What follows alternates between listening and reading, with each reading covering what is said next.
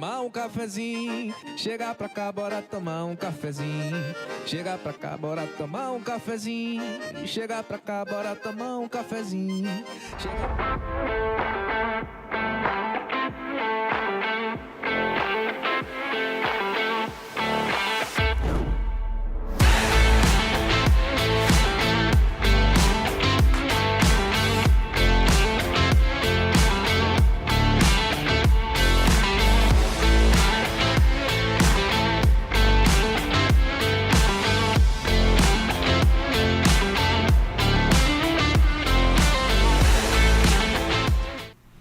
Opa, e aí, tudo beleza? Episódio 173 do Papo com Café, o podcast do mercado imobiliário do Rio Grande do Norte.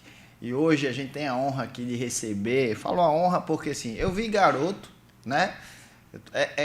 Nessas horas é que a gente vai vendo que a gente vai ficando cabelo branco, né? Vai ficando mais maduro, né? Eu tenho um grande prazer de receber esse garoto aqui que eu admiro, que faz um trabalho muito bacana, que é o Dr. George Brilhante. Seja muito bem-vindo aqui à bancada do Papo com Café.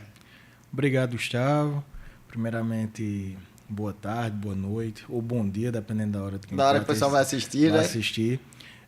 Quero agradecer a oportunidade de falar um pouco sobre saúde, um pouco sobre reposição hormonal, reposição de vitamina, tudo aquilo que traz vigor, que muitas das vezes a gente sente indo embora com o tempo, e principalmente o público masculino, os homens ainda têm uma barreira de admitir que o vigor, a energia está indo embora com o tempo. É verdade, a gente tem essa... O homem não gosta muito de médico, ou ele tem os dois extremos, ou o cara é hipocondríaco, ou ele não... Né? Eu tenho a síndrome do jaleco branco, eu vejo o jaleco branco, acho que se você medir minha pressão aqui, já está alterada, só de olhar pro jaleco.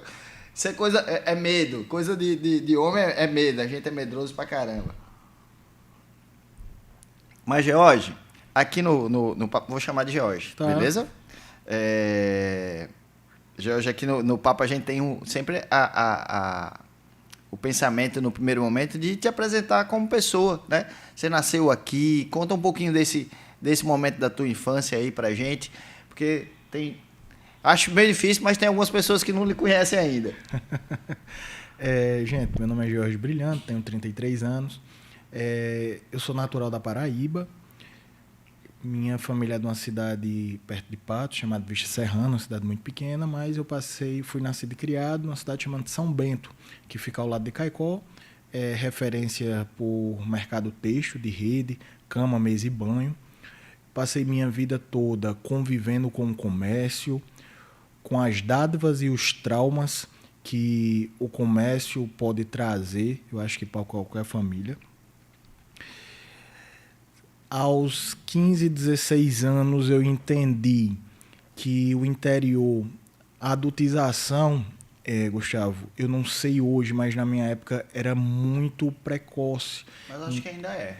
Então, o adolescente com ali 12, 13 anos, ele já é empurrado, principalmente ali onde eu nasci e cresci, a trabalhar, a ajudar em casa, desde criança tá ajudando no comércio dos pais, e de possuir 13, 14 anos, quer uma moto, quer uma liberdade financeira que às vezes os pais não dão. Então eu comecei a perceber esse feeling, apesar de ter sido empurrado para essa adultização um pouco mais rápida.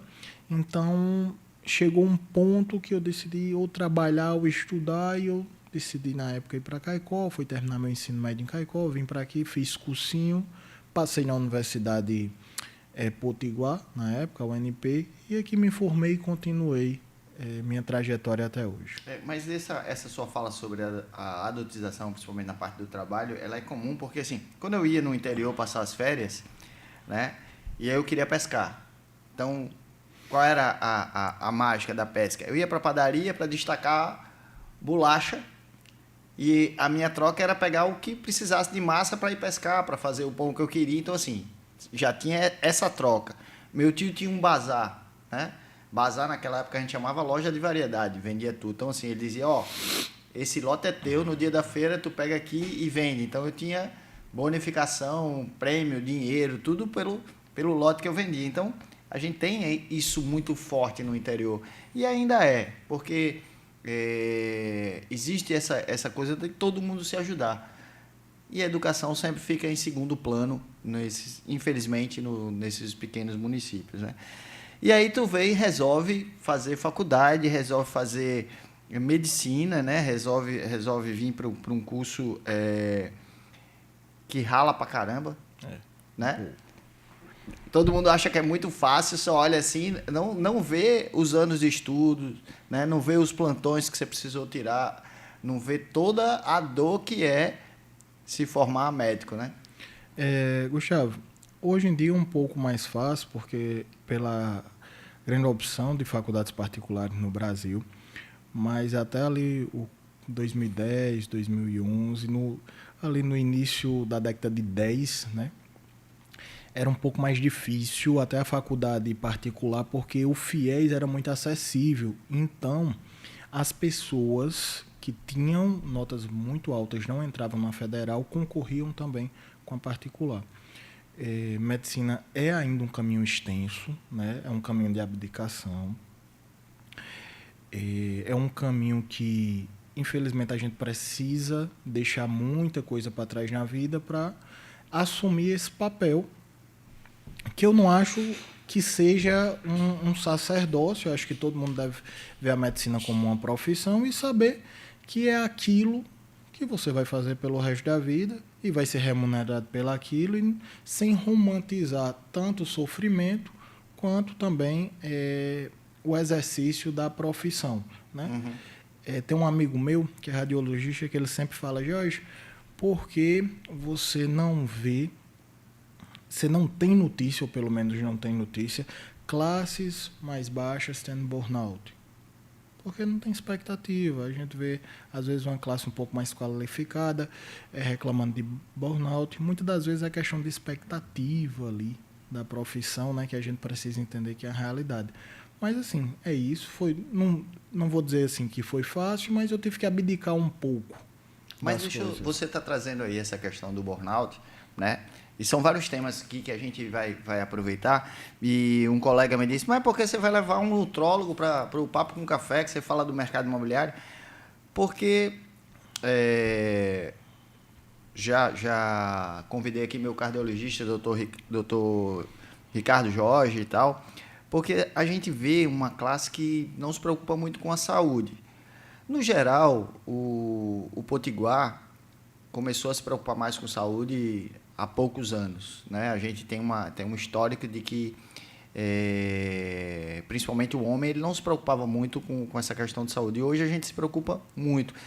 E, assim, a gente fala muito sobre a depressão, sobre uma série de fatores que ocorrem na profissão de corretor de imóveis, exatamente por essa expectativa, assim, no nível máximo. A gente tem uma expectativa, a gente tem uma ansiedade, a gente tem uma incerteza do amanhã muito grande, porque eu fecho um contrato aqui hoje, o cliente assinou tudinho, né? Ou então deixou tudo alinhado e está programado para assinar amanhã de manhã. Aí o cara já começou a entender que a comissão, ele vai pagar a conta tal, vai fazer investimento disso, vai não sei o quê, vai levar a mulher para jantar, vai viajar, Aí no outro dia de manhã o cara liga e fala: rapaz, briguei com a mulher. Não vou mais comprar, não. Não compro mais. Desisti do negócio. Ou então a bolsa, lá não sei aonde, teve uma mudança e eu não vou mais. Então, assim, burnout, né? Vou fazer uma linguagem assim, um excesso de trabalho, um excesso de carga de trabalho. E a gente trabalha muito, né? Então, assim, qual seria a dica para que um corretor de imóveis entenda assim, diz: pô, eu preciso me preocupar e preciso ir no médico? Porque muitos sintomas o corpo dá e a gente menospreza, né? Gustavo, passando... Só um minuto. Arthur, aqui a gente faz assim, a gente faz ao vivo. Arthur? Tá legal o som do doutor aí, porque a fala dele é mais do que importante pra gente. Gustavo, eu tenho muitos corretores de imóveis, um pessoal que trabalha de forma direta e indireta no mercado imobiliário. E duas coisas que me procuram. São dois polos distintos, mas que se completam. Jorge, primeiro, eu preciso ter disposição para trabalhar. Eu estou estressado, eu estou comendo mal, eu estou inflamado. Literalmente essa palavra que eles usam. Muita retenção de líquido e tudo. Jorge, e eu preciso estar bem para me apresentar para vender. Eu preciso estar bem fisicamente, eu não posso chegar com a cara de cansado. E junta muitas das vezes. Jorge, o que você pode, para não sair do feeling, trazer como nutrólogo, você trazer como conselho para o corretor, para o setor imobiliário, que vai se apresentar, que vive essa incerteza, que é ser autônomo no Brasil, que vive essa flutuação de mercado. Primeiro, pela manhã, quebre o jejum com gorduras e proteínas. Ou seja, George, um pedaço de queijo magro, 2 ovos mexidos com a gema e uma porção de fruta. Que fruta, George? Kiwi, morango e uva. Tá todo mundo anotando aí, ó. Cara, isso daí vai ter gorduras e proteínas. Você não vai ter uma absorção tão grande de açúcar inicialmente e essas frutas vão ser ricas em fibras. Você vai ter aquela sensação de uma manhã leve, mas saciado. Terminou, George, vou trabalhar. Levo o que para comer durante minhas visitas, para que eu não venha estar beliscando chocolate, porque uma coisa gera outra. Sim. A compulsão alimentar, ela é fomentada, Gustavo, por uma compensação. Talvez você não viva isso, mas tem alguns colegas que vivem que o quê? Entre uma visita e outra no mercado imobiliário, tem que levar um chocolate, como alguma coisa, é um refrigerante. A gente faz o quê? Durante o dia, fibra. O meu café. Cara, leva fruta. É a coisa assim, toda reunião é um café. Toda reunião é um café.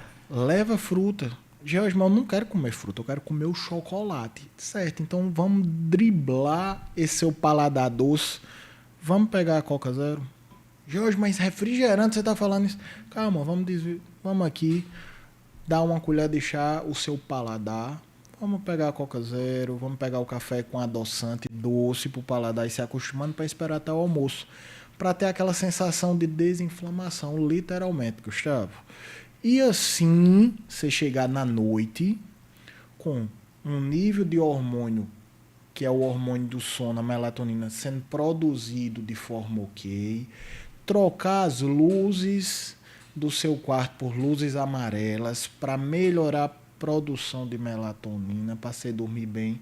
E o corretor de imóveis, dormir bem, acordar descansado e passar o dia todo bem.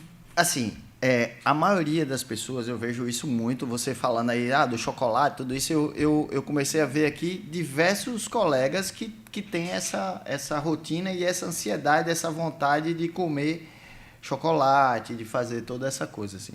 Mas tem também o lado como eu, né? Eu estava até colocando isso pro meu filho esses dias, ele fez o teste, né? Dudu tá com 12 anos, assim, crescendo, tá naquela fase que a gente diz, ei, vamos fechar o restaurante meia-noite, porque não dá conta não, o bicho não para de comer. Gasta muita energia e tal, enfim. E aí eu disse a ele, cara, quando eu como muito bem de manhã, eu vou passar o dia todo como um bicho, comendo. E quando eu saio naquela correria, tomo um cafezinho, um pão com manteiga e vou pra rua, 3 horas da tarde eu não lembrei de comer. E isso tem alguns colegas que seguem dentro dessa mesma linha, né? Aí é o inverso, né? Essa coisa do beber água, que eu vejo que todo mundo tá cobrando muito, falando muito, bebe água. Mas a gente tem essa categoria, assim, esse grupo de pessoas que não comem.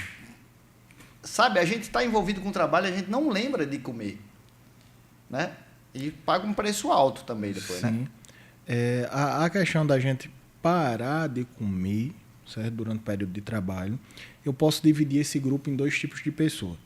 As pessoas que são que nem Gustavo, que não comem o dia todo, comem um pouquinho, se saciam, ficam saciadas e assim vai até a noite, dorme ok.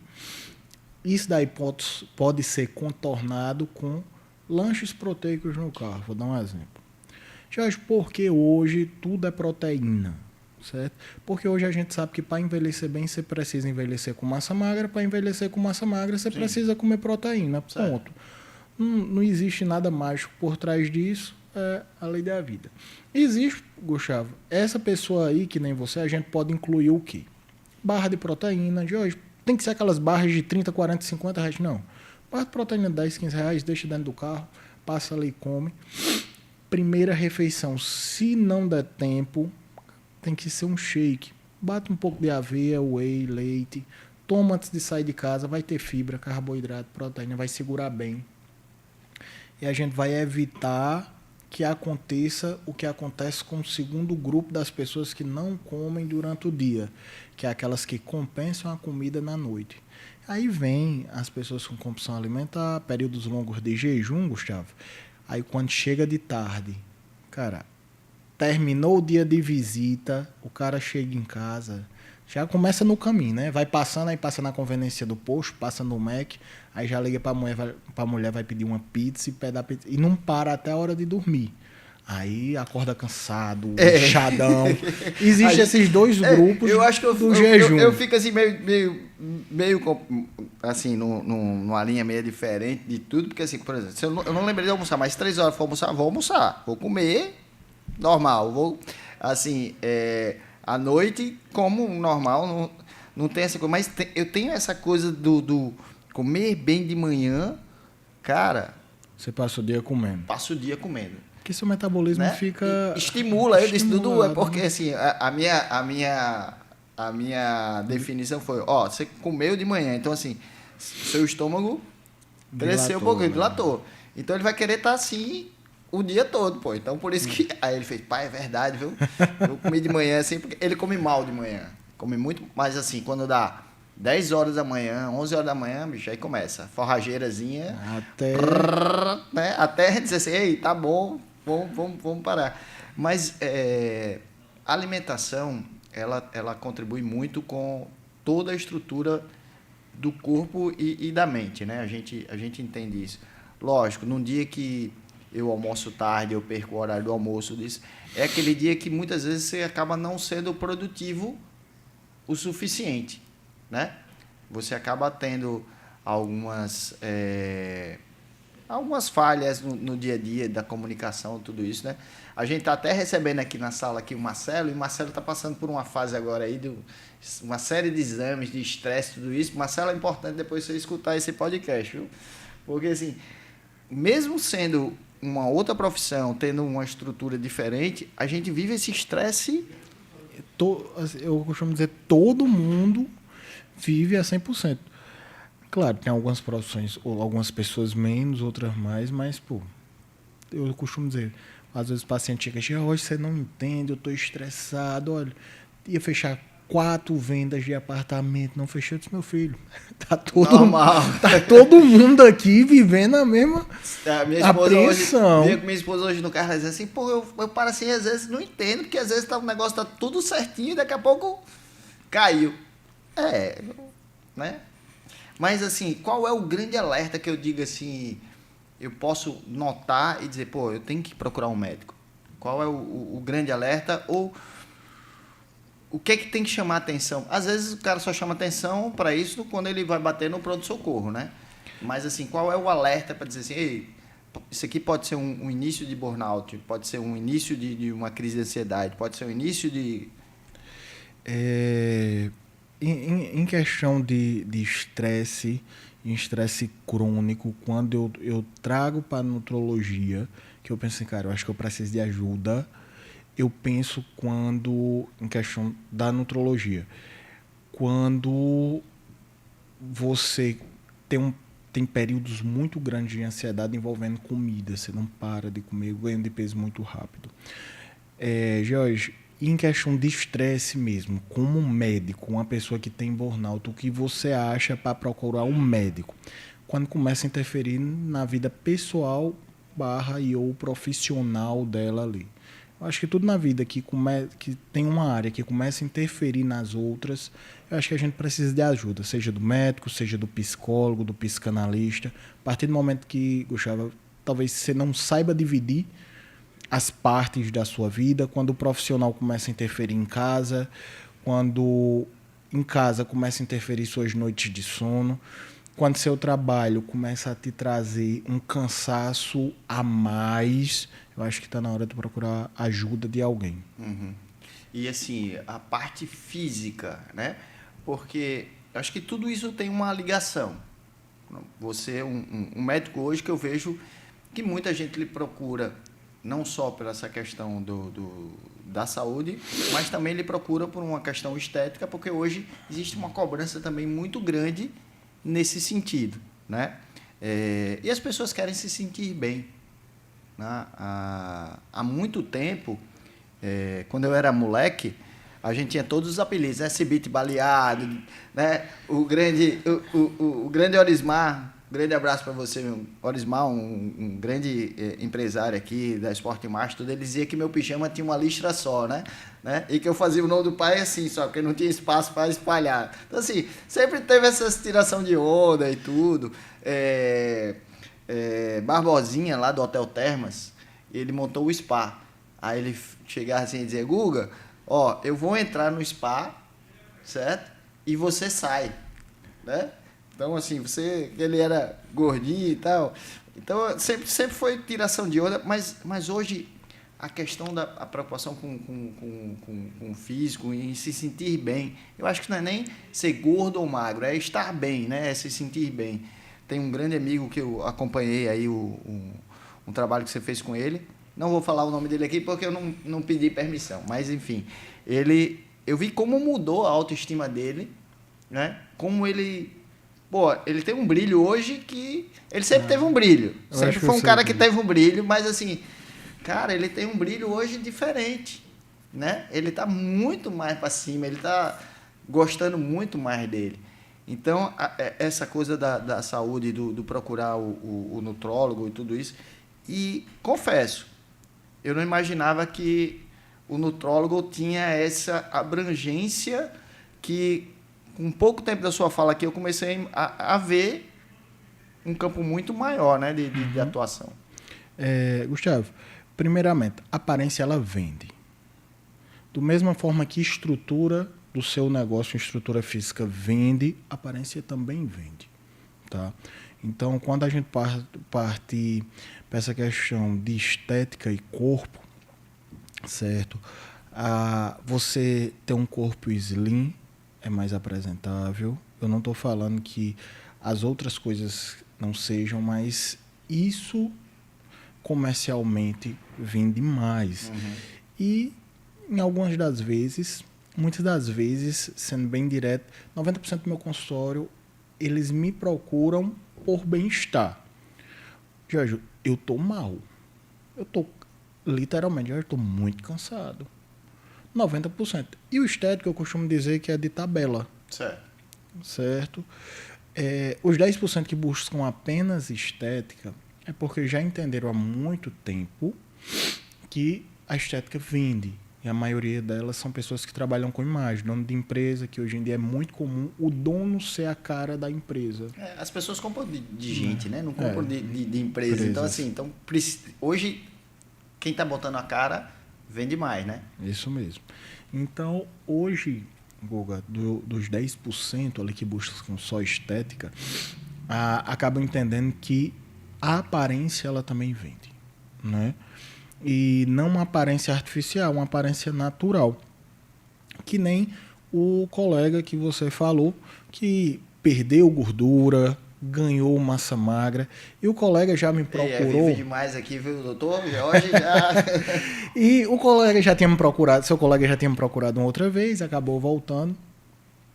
Posteriormente, de início a gente não fez um trabalho, depois fez, cara, já estou vivendo outra vida comigo mesmo. Eu disse, pronto, é isso aí. Não, obrigado. Eu disse, não tem que me agradecer não, o trabalho foi seu. Você quem fez a dieta... Você quem persistiu nas medicações, controle de compulsão alimentar, e o corpo começa a ficar desinflamado, né, Gustavo? Então, assim, você trabalha melhor, você acaba já não tendo compulsão alimentar, ou você se alimenta melhor por não comer. O próprio exercício físico libera ali hormônio do prazer, então você se sente um pouco melhor e acaba fazendo uma cadeia. Quando eu puxo um pouco mais para o homem é um pouco mais negligente. Por quê? Porque ele só se incomoda, na maioria das vezes, quando está incomodando o bolso. Jorge, eu vim hoje aqui porque está incomodando no meu trabalho. Mas em casa? Não, em casa eu já estava cansado um tempo. Não, na mulher realmente o libido já tinha diminuído fazia um tempo, mas ok. Mas no trabalho começou a me prejudicar, porque eu estou sem forças para trabalhar. Vamos fazer seus exames? Hormônios baixos, vitaminas extremamente baixas. Às vezes o açúcar no sangue um pouquinho mais alto, dando aquele sinal, aquela sensação de inflamação.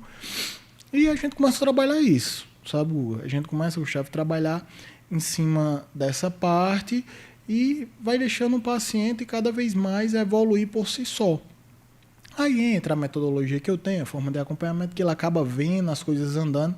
E tudo na vida que você vê progressão, você toma gosto. Eu costumo dizer, você não gosta, Gustavo, de ir para academia, nem comer muito, porque na vez que você tentou, talvez você não tenha tido um resultado. Mas eu tenho uma experiência péssima com a academia. A gente vai precisar faturar, vamos trazer aí rapidinho SCI, vamos trazer o Vandic Lopes falando aí sobre financiamento imobiliário. Solta aí, Arthur.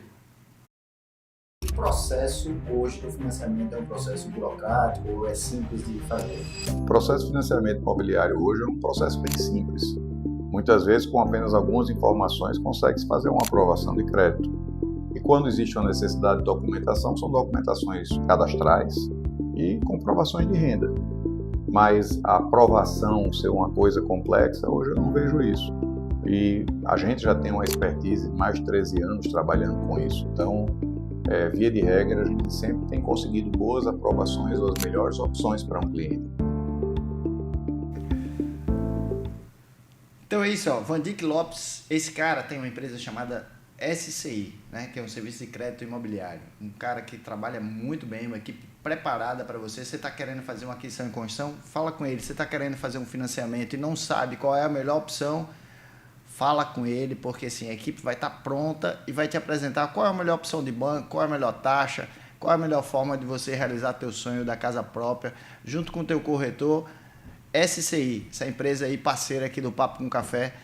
Agradecer sempre a esse cara aí, gente boa de verdade. Em breve a gente vai estar aqui fazendo uma leitura de um material que está sendo realizado pela BCB, que é uma empresa parceira nossa aqui de inteligência imobiliária, e está trazendo uma pesquisa sobre o mercado do Rio Grande do Norte. A gente vai fazer uma leitura. Eu, o Vandic, o Pedro Henrique da Audita e o Luciano Apolinário da Andrade Marinho. Então fiquem ligados que breve a gente vai trazer isso aí. A gente estava agora aí numa maratona, Jorge, do Salão Imobiliário, né, que aconteceu até ontem. E eu vendo muitos corretores desacostumados até com essa rotina, porque assim, esse salão foram 7 dias. Normalmente são 4 dias, 5 dias no máximo. Esse salão foram 7 dias.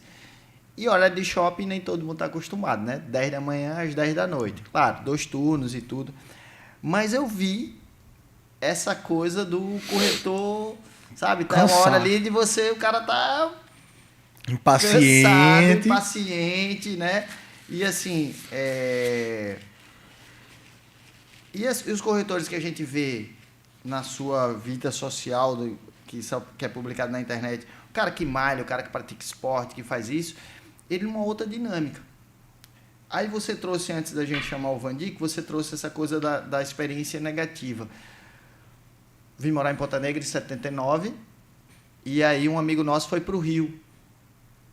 E voltou dizendo, cara, conheci lá um negócio... Ele ficou uns 6 meses no Rio. Conheci lá um negócio incrível. Isso não era 79, isso era 84, por aí talvez, uma coisa assim.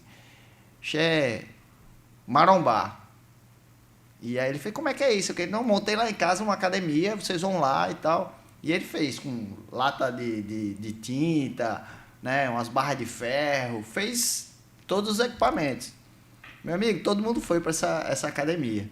No outro dia, eu não conseguia levantar a perna 10 centímetros, entendeu? Então eu peguei um trauma de academia, porque assim, o braço, tudo, não consigo me ver dentro da academia, porque assim, toda vez que eu vou na academia, que eu começo a fazer ali, que dói um músculo, eu digo, não, cara, Não é pra mim. não é pra mim. Então, Gustavo, com o passar do tempo, a gente começou a ver cada vez mais pessoas, depois dos 30, 40, 50 anos, na academia por questão de saúde. Conservar massa magra é envelhecer bem. E, Jorge, como eu vou conservar massa magra? Comendo proteína e fazendo força na academia. Jorge, e como é que eu vou resolver isso que eu trouxe para você? Aqui é uma queixa minha. Eu não vou pegar peso. Você me disse que para eu ter saúde muscular e envelhecer bem, eu preciso pegar peso, fazer esforço. Não é ser marombeiro, que é uma palavra um pouco mais antiga para quem vivia em academia, não era? Era um pouquinho mais antiga. Seus espectadores vão entender. Jorge, mas eu quero ir. Eu queria ir, queria realmente cuidar um pouquinho mais da minha saúde, pegar um pouco de peso, mas eu não queria ter uma recuperação muscular tão dolorosa. Poxa, passar 4 dias, não aguento fazer nada. Aí tem 2 estratégias. Estratégias de suplementação, uma possível reposição hormonal, caso necessário. Uma suplementação antes do treino, com alimentação e um treino direcionado. Tá resolvido isso aí. A recuperação muscular realmente é um pouco mais difícil. Talvez na sua época ele foi com muito sangue no olho. Ele foi bem empolgado para vocês. Porque assim, aqui. quando ele voltou, hoje ele é um cara, continua em atividade física e tudo, mas é um cara marombado, né? Assim, um cara grande. E assim, eu hoje eu tenho 56 anos e uma preocupação, assim, eu pego onda, faço uma atividade física, mas eu tenho feito menos, até pelos compromissos, as coisas assim, e tem um ano e pouco que eu tenho negligenciado a minha rotina do esporte, desculpa. Então, o que é que acontece? Eu vejo meu pai com 84 anos, que graças a Deus tem uma mobilidade, levantar numa cadeira, sem precisar ajuda de ninguém, tudo isso, mas eu vejo que se eu não cuidar agora, eu vou ter esse problema. Minha esposa está na academia todo dia, ela diz muito isso. Poxa, mas você precisa... Não é... Eu não vou ficar forte. Grande, né? forte. Mas assim, eu tenho que ter essa musculatura preparada, porque senão eu vou ter dificuldade. Eu ainda caminho muito, eu ainda faço atividades e tudo assim, que a minha profissão permite a gente fazer isso, né? A gente está sempre em movimento. Subindo prédios aí de 10, 15 andares sem o elevador ainda está pronto, né? Então, assim, ainda vai, tranquilo. Mas é diferente já, né? Com 56 anos já muda um pouquinho a sua mobilidade. E, assim, eu tenho essa... Eu começo a me cobrar mais sobre isso, né? Dizer, agora eu tenho que me cuidar, começar a pensar de verdade. O que você sente... Gustavo, é o que a maioria das pessoas sentem quando chega no consultório. É a cabeça mandar, mas o corpo já não responder como respondia. Jorge, eu não tenho um problema.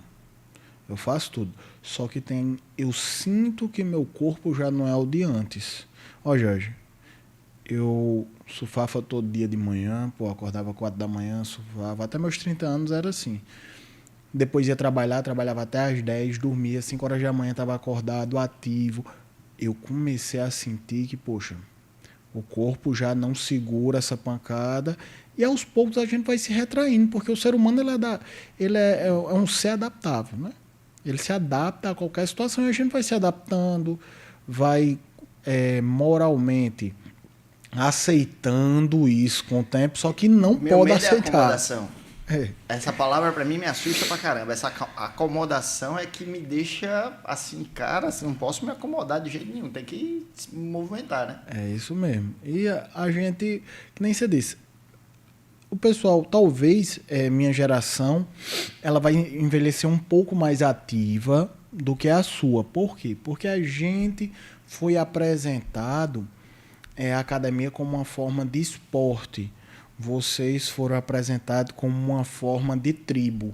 A tribo era aquela tribo que ia para a academia, era a tribo que muitas das vezes se banalizava porque tomava muito hormônio de forma errada, ficava muito grande, se envolviam em confusões entre eles. Então, era ali por tribo. Tinha a tribo da academia de luta, e assim, tinha todas ali na década de 80 e 90, né? Então, ainda existe essa barreira no pessoal de 40, 50 anos, que aos poucos a gente vai quebrando, mas não vai quebrando por educação, Gustavo.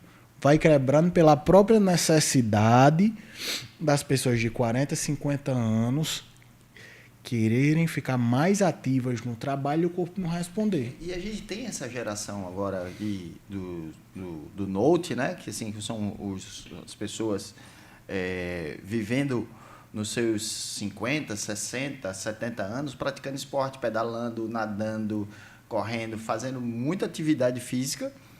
E, assim, pessoas que cuidam da alimentação, que mantêm o exercício físico, que faz tudo isso. E, pô, esses caras estão voando. Eu tenho um amigo que tem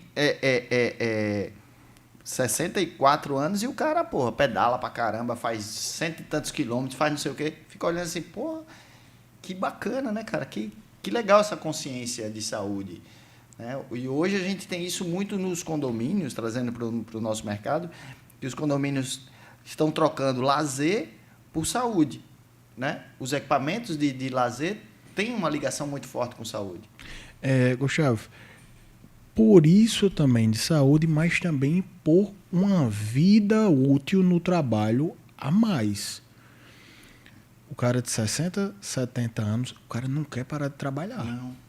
Entende? O cara não quer. A gente viu um médico agora aqui fora, ele tá dizendo aí que voltou a fazer cirurgia, meu amigo, e ele disse assim, cara, é porque eu sou teimoso, eu me apaixono, tô aposentado, mas voltei a fazer cirurgia. O cara não quer. Não, às vezes, na maioria das vezes, com essa idade, não é pelo dinheiro, é pela satisfação de se sentir importante. Então, o cara quer se manter fazendo exercício físico, se alimentando bem, para se manter ativo. Pô, eu tô no game, Jorge. Velho, prepara aí que eu vou pra academia com você. Jorge, eu ainda tô no game. Pô, Jorge, vamos dizer, Gustavo, quando você tinha, na minha idade, 33 anos, você viu uma pessoa de 60, naquela época, é diferente dos meus 33 hoje, eu vi uma pessoa de 60 hoje. Quando eu tinha 10 anos, que eu olhava uma pessoa de 60, ele estava sentado numa cadeira de balanço ou no fundo de uma rede. Essa era a minha visão. E hoje meu filho de 12 anos vê o avô dele de 84 anos...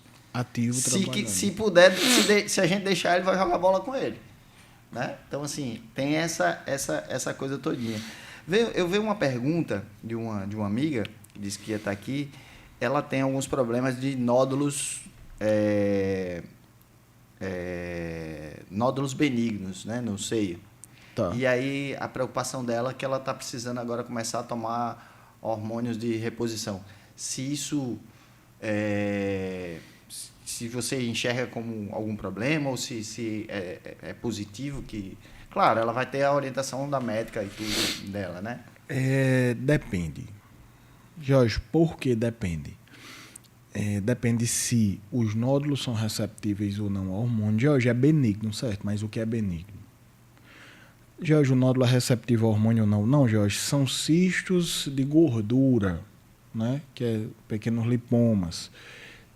Só tem que ver qual é o tipo de nódulo, entre aspas, né? Pode ser um cistozinho de água, pode ser calcificação, porque a mulher, durante a vida toda dela, ela produz leite, seca a questão dos seios e ali calcifica. Pode ser N coisas. Certo. Não há contraindicação absoluta. Precisa entender qual é o tipo de nódulo, entre aspas, que com certeza para ela vir fazer essa pergunta a você, Gustavo, volta à questão do trabalho. Ela já está se sentindo um pouquinho mais cansada. Jorge, quando a pessoa diz assim, eu preciso fazer reposição hormonal, é porque realmente ela está mais irritada, mais cansada, e ela quer viver bem para ser mais ativa. Aí eu vou chamar aqui o Andrade Marinho para a gente trazer aqui, porque depois eu quero fazer uma pergunta, porque ele sempre traz nos vídeos dele essa questão da testosterona poder salvar seu casamento. Então, assim, eu quero trazer essa pergunta aqui para George. Solta aí para a gente, Andrade Marinho, Arthur, por favor. Você já parou para pensar por que grandes investidores sempre escolhem destinos turísticos? Primeiro, demanda constante. Aqui não existe baixa procura, o fluxo é o ano inteiro. Segundo, ticket médio mais alto. Turistas pagam por mais localização, vista e conforto. Terceiro, valorização imobiliária. Regiões turísticas consolidadas crescem com o tempo. Quarto, segurança patrimonial. Quando você investe em um empreendimento bem localizado, em uma área turística consolidada, com padrão construtivo e gestão profissional, você protege seu capital. E é exatamente por isso que Ponta Negra é uma das regiões mais desejadas de Natal e o Privilege um dos investimentos mais inteligentes desse cenário. Destino turístico forte, produto certo e rentabilidade. Privilege Ponta Negra Flat, onde o investidor escolhe ganhar. Privilégio Ponta Negra. Esse empreendimento vai ser entregue em junho do próximo ano. Um investimento incrível. Tem um rooftop maravilhoso. São 1.500 metros quadrados para você, no final de tarde, ver o pôr do sol, né? Ver uma lua nascendo. Pense num lugar fantástico. Nós gravamos lá um especial de verão com o Carlinhos Enz colocando suas músicas e a gente apreciando aquela bela vista no empreendimento da Andrade Marinho. Ainda tem as últimas unidades, então não perca tempo. Vai lá conhecer o Privilégio Ponta Negra. Amigo, você sempre fala isso, né? Ó, a testosterona pode salvar seu casamento e tudo isso. Explica aí pra gente aí um pouquinho sobre essa sua fala aí. O que acontece é um pouco polêmico, é claro, a gente usa isso como ganchos, né? Uhum. E insights mentais para aprender a pessoa ali no vídeo. O que acontece? Muitas das vezes, volta à questão da negligenciação, o homem se negligenciar e deixar a parte de libido, de disposição como segundo plano, porque ainda é muito difícil para o homem dizer assim, cara, meu libido está baixo. E ele vai dizer isso para quem? Para os amigos? O machismo não vai permitir que ele Entendeu? diga isso. Ele se sente inseguro bastante, na maioria das vezes, para dizer isso para a mulher. A mulher entenderia, porque ela vive uma rotina de cuidado maior do que o homem, é cultural hoje. Uhum.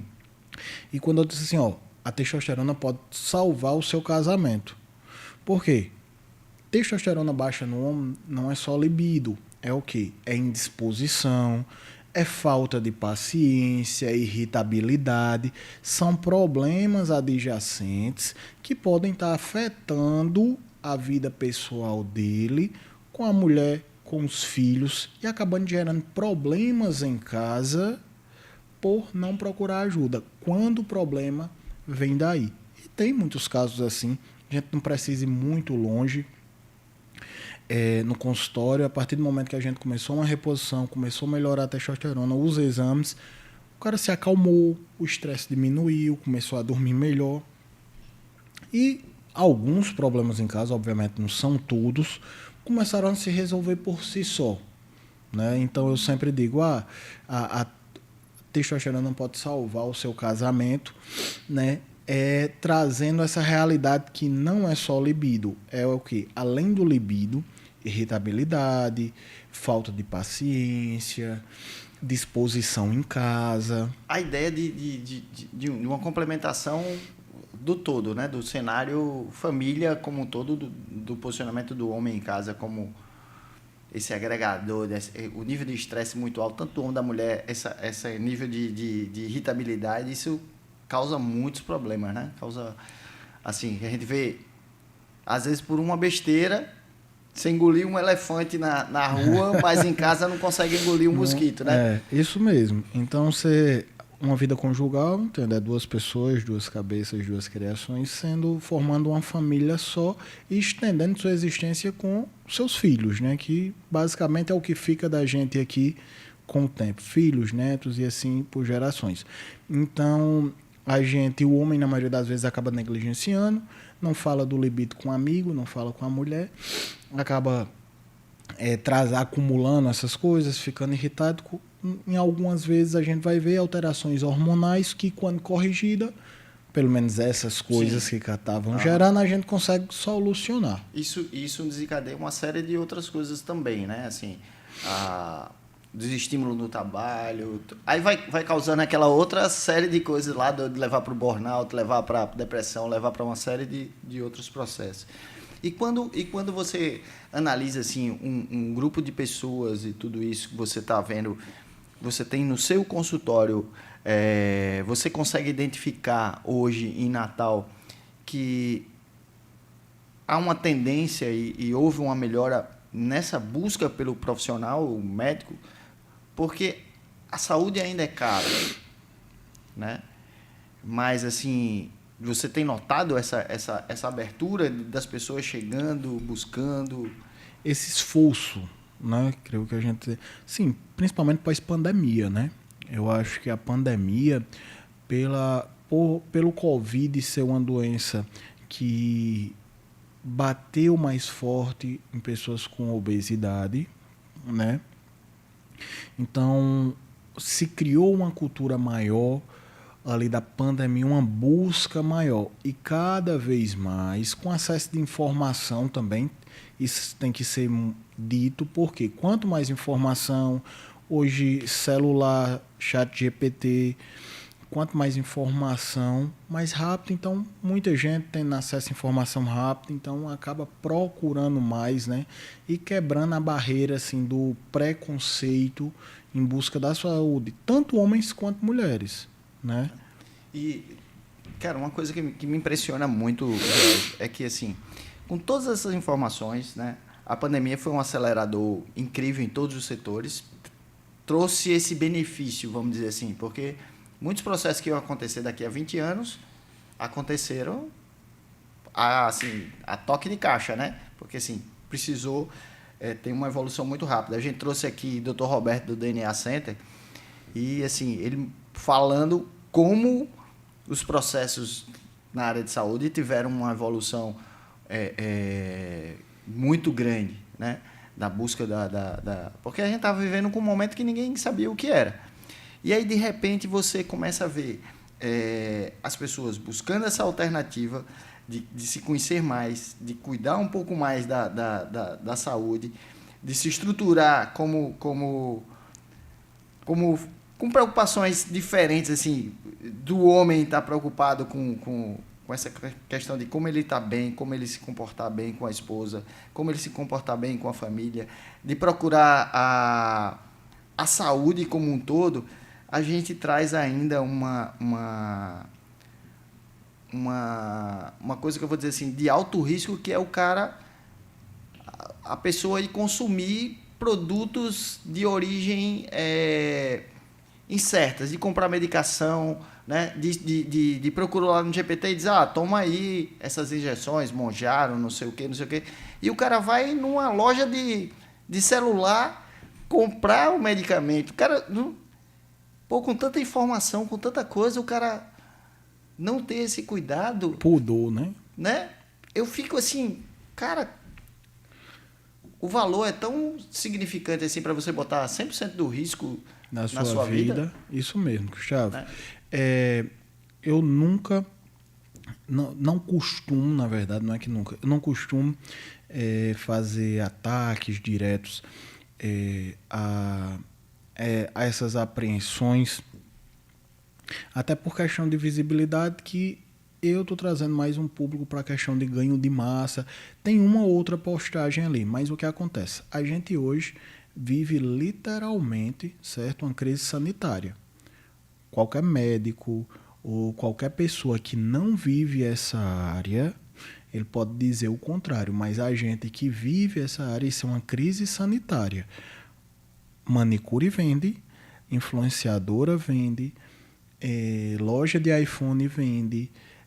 Eu até postei esses dias, basicamente está sendo uma renda extra, certo? Que qualquer pessoa vê como oportunidade, conhece um atravessador, grupos do WhatsApp que são feitos para um motorista ir pegar no Paraguai e trazer, tá certo? É uma coisa assim bem absurda mesmo, Gustavo. Com o hormônio, existe também esse mercado no hormônio, certo? Só que a maioria das pessoas que tem pudor não usam hormônio paralelo, que a gente chama underground, por medo. E precisa ter medo, é uma coisa boa, não é uma coisa ruim. Importante. O medo me livrou de muitas besteiras. Medo é uma coisa excelente. Medo me tirou de dizer, não vou botar minha vida nesse risco, não. Medo é uma coisa excelente. Só que, por a Monjaro, que no caso TG, Lipolés, essas medicações que são contrabandeadas para o Brasil e muitas das vezes também falsificadas no Brasil, o que acontece, Gustavo? Como o efeito dela dura 5 dias, então a pessoa toma ali rapidinho, se der alguma coisa, eu vou no hospital 5 dias, terminou, tô zero. Então, assim, a gente vê uma quebra de pudor no uso das medicações para emagrecimento. E é uma crise sanitária, tá? Não se fala muito nisso, a gente vê hoje muita notícia em questão de apreensão, o DENARC. Mas é a mesma coisa da bebida aí que matou gente e tudo, assim, pô, a falsificação, né, das bebidas e tudo, de colocar etanol nas bebidas, tudo isso. Cara, eu fico olhando assim, tudo bem, ali o cara tava comprando num bar que ele sempre comprava, tava comprando, né, mas o bar comprou no lugar errado, né? É, tipo assim, rapaz, o dono não tem... Qual foi o pudor que o cara teve Assim, a gente tá falando de saúde, pô, né, assim, o cara comprar um remédio, é a mesma coisa assim, pô, eu vou num médico que o cara não é médico, né? Quem vai me passar isso aqui, vamos dizer, quem vai me fazer esse protocolo é o influenciador? Quem não é? Cara, sabe? Quem age é hoje, mas ele perdeu 40 quilos aí, mas talvez tenha alguma coisa a mais que você não sabe que ele fez para lhe vender isso como uma promessa, né? Eu tenho um amigo que ele começou a fazer um tratamento e tal. Aí ele começou a divulgar, tô fazendo um tratamento, não sei o quê, e tô emagrecendo e tal, e quem quiser eu posso dar as dicas. Aí eu liguei para ele, falei, pô, tu foi no médico mesmo, bicho? Assim, né? Aí ele falou, não, cara, tranquilo, eu fui no médico, eu tenho aqui toda a orientação médica e tal, não sei o quê. E assim, quem tá me ligando, eu tô dizendo para procurar esse médico, ou procurar um outro médico que vá, porque assim, realmente o cara fez um trabalho legal comigo, uma indicação, como é que eu tinha que fazer. Então, aí eu fico olhando assim, pô, beleza, né? Menos mal. Mas é aquele cara assim, pô, não, tem um mecânico ali da esquina, tu vai lá e ele conserta o seu... É porque é aquela coisa, o brasileiro é a oportunidade, né? E é a mesma via que vem iPhone, viu? Então... assim, a mesma rota que vem esses eletrônicos do Paraguai, essas coisas vêm do Paraguai, é a mesma rota. É a que vem a Tizepatida, que é a ATG, a Lipolés, essas marcas um pouco mais famosas paraguaias, vêm de lá. E assim, é uma crise sanitária. Todo dia a gente vê uma apreensão nova, uma apreensão nova, uma apreensão nova. No começo de abril foi lançada uma nota. Em 2025 foram apreendidas 6.000 unidades de canetas emagrecedoras em todo o Brasil. Esse ano, Gustavo, até o começo de abril, tinha sido apreendidas 62.500 canetas em menos de 4 meses. É um negócio assim absurdo. Aí eu vi outro dia 2 moças conversando, não sei o que, ela fez, vai lançar agora aí de um laboratório, vai começar a soltar uma caneta aí. Mas será que é seguro? Será que você tem coragem de tomar? Aí eu olhando assim, pô, um laboratório que está totalmente regular tudo isso, né? E aí ela com dúvida se ia comprar desse laboratório. A gente tinha dúvida das vacinas da Covid, né? Será que eu tomo isso de vacina tal é boa, não sei o que é boa, só é boa de tal marca. Caramba, e agora o cara vai lá e compra uma vacina e aplica na barriga. Putz. Como se nada tivesse acontecido. Você disse uma frase aqui no início que é interessante. Jorge, saúde ainda é caro. É verdade. Com quebras de patente de medicações como Ozempic, que é semaglutida, o governo poderia sentar e entender que gasta milhões com doenças oriundas de obesidade. Cara, poder ir lá na China, que é onde produz a matéria-prima em massa, poder ir lá comprava semaglutida, não quebrou patente, que é o Ozempic. Sim. Qualquer pessoa pode produzir patente. Pô, vai lá, uma farmácia parceira importa, dá Ozempic nas comunidades, velho. Bota todo mundo para emagrecer que tiver indicação clínica, trata o diabético. Aí a gente ia acabar com o tráfico. Por quê? Porque as pessoas iam ter acesso. Você trouxe uma frase aí, acabar com o tráfego. Eu sou muito favorável a que se trate... O Papo com Café, assim, a gente vai variando de assuntos, temas, trazendo aqui na nossa conversa, que é um bate-papo, assim, eu acho que é enriquecedor. Então, assim, como o combate às drogas, eu acho que ele tem que ser tratado como um problema de saúde, né? Muito mais do que com uma guerra de tráfico. Uma né? guerra comercial, né? Sobre imposto isso. A gente tem que tratar como causa, como saúde. Porque, assim, o cara foi lá, consumiu a droga, viciou, né? Ele passa a ser um problema de saúde pública, né? E, assim, é como o álcool, que eu também olho e vejo como um problema de saúde pública. E, assim, essas alternativas de fugir da realidade são alternativas que a população tem acesso com mais facilidade, né? Então, assim, se hoje eu tenho um controle maior nos remédios antidepressivos, dos remédios ansiolíticos, seja lá o que for, que eu tenho um controle maior, preciso da receita controlada, tudo isso, mas o cara tá ali com um problema gigante. Vai... Toma uma garrafa de cachaça, acabou o problema para ele ali temporariamente. No outro dia ele já vai tomar a segunda garrafa, do outro dia ele vai tomar mais. Então, assim, a gente vive nesse mundo aí das fugas, né? Gustavo, você falou uma coisa e você tocou nesse assunto de álcool. Sempre eu digo no consultório, eu queria muito que o álcool fosse tratado que nem a gente trata o cigarro. Porque o álcool causa prejuízo inúmero, seja para casas, seja para dentro de casa, seja a terceiros. Claro, cada vez mais tem políticas públicas para conter os danos, mas o álcool é uma droga terrível. O álcool você perde massa magra, o álcool você perde o senso crítico, o álcool causa catabolismo. Então você tocou num assunto, George, é besteira. Talvez não é. Talvez, se você sentar e pensar, você conhece algumas pessoas do seu ciclo social que são alcoólatras, mas não sabem, ou são alcoólatras, sabem e aceitam. Não se tratam. Entendeu? E o álcool, ele destrói toda a família. Não é aquele cidadão que é o alcoólatra, né? A gente vive esse dilema no Brasil e, assim, as pessoas não dão essa importância... como você diz, como é tratado o cigarro?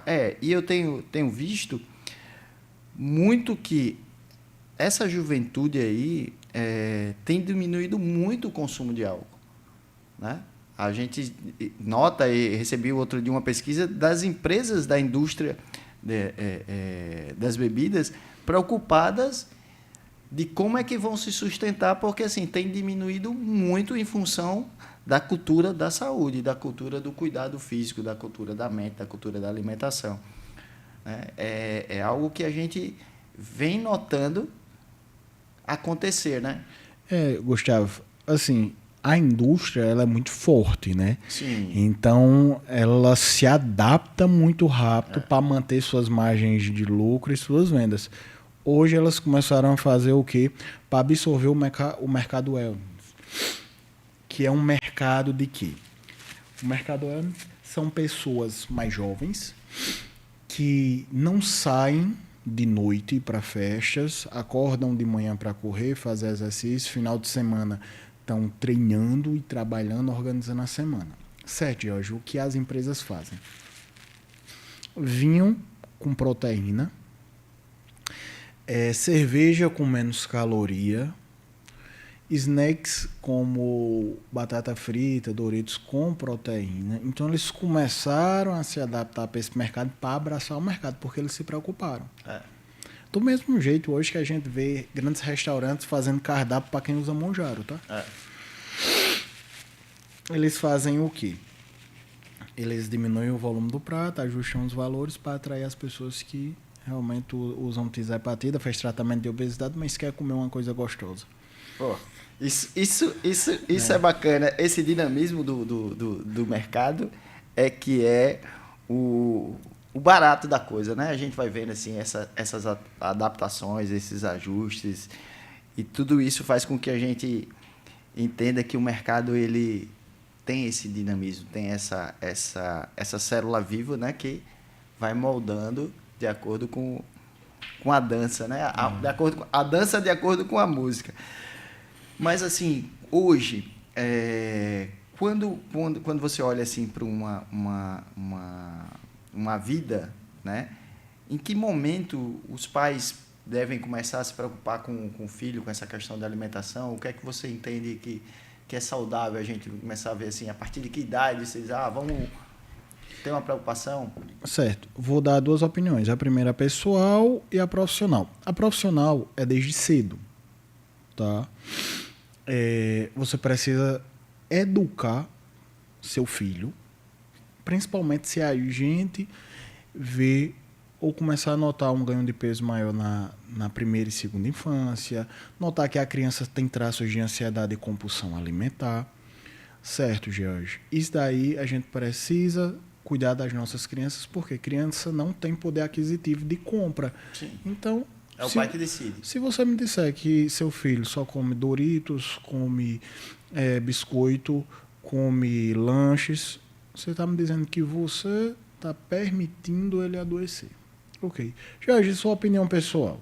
Eu acho que criança precisa ser criança. Existem momentos e momentos onde você vai ser permissível, porque a infância não lógico. volta. Então eu costumo dizer isso lá na minha casa. Até certo ponto eu deixo meu filho ser a criança que ele quer ser. Por quê? Daqui a pouco, daqui a 2, 3 anos, aquele já não vai ter mais graça e eu privei ele de uma coisa que a longo prazo não traria prejuízo. Então a gente sempre encontrar o ponto de equilíbrio. Para quê? Para que a criança cresça com educação alimentar boa, com um paladar bom, para conseguir ter uma alimentação saudável na vida adulta. Eu vejo muito isso. Eu tenho, né, já falei algumas vezes aqui do meu pequeno, de 12, e assim, ele foi acostumado a ver, e desde cedo a gente já inseriu ele no comer fruta, comer verdura. Dudu chega, vai na geladeira, pega um tomate, ou então tá sempre ali à disposição dele tomate, come cebola, sabe assim? Então ele não tem esse paladar restritivo a verduras, a frutas, né? Então ele come literalmente tudo. Se botar uma pedrinha ali, ele vai comer também, né? E a gente vê muito isso. Às vezes a gente faz assim, junta os meninos para brincar e não, eu não como isso. Não, eu não como isso, né? Então, assim, ele come Doritos, ele come... Que é criança. Tudo, né? Mas, assim... num lanche, pô, vai lá, pega uma fruta, vai lá, pega um tomate, vai lá, pega, né, um alface e tal. Então, assim, não tem essa a gente tem essa preocupação de não ter essa restrição. Foi bacana isso, porque, assim... Mostra que a gente acertou um pouco nesse sentido aí, porque precisa experimentar, precisa viver outras coisas, né? Pô, não é possível uma criança... não é possível, não. Tem quem não gostou, não quis, e não tem nenhum problema disso, né? Mas, assim, pô, não pode experimentar um refrigerante, né?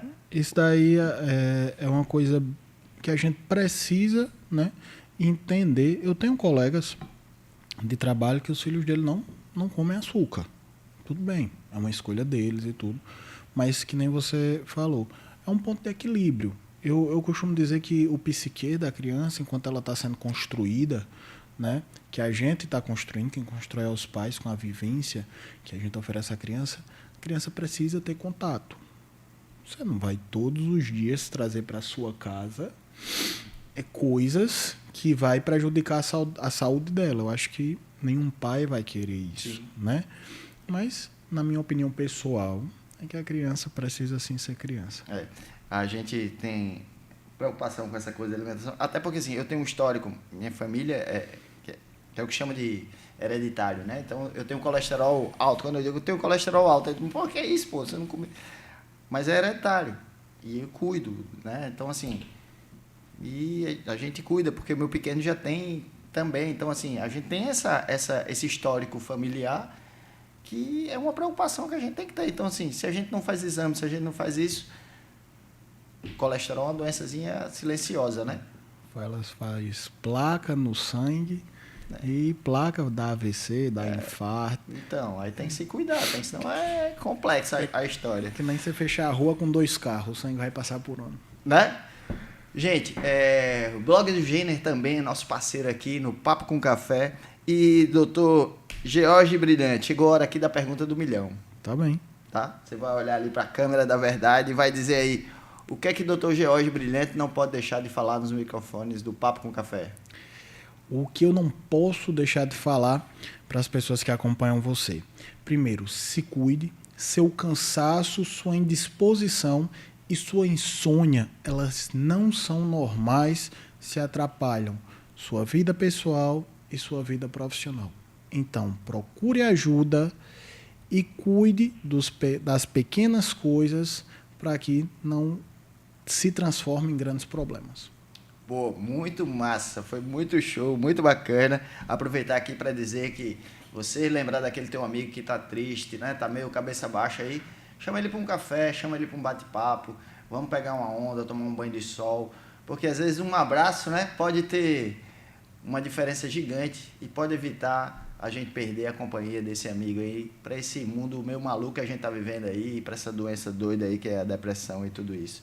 Dr. George Brilhante, fico muito feliz de te receber aqui. Agradecido. Tá?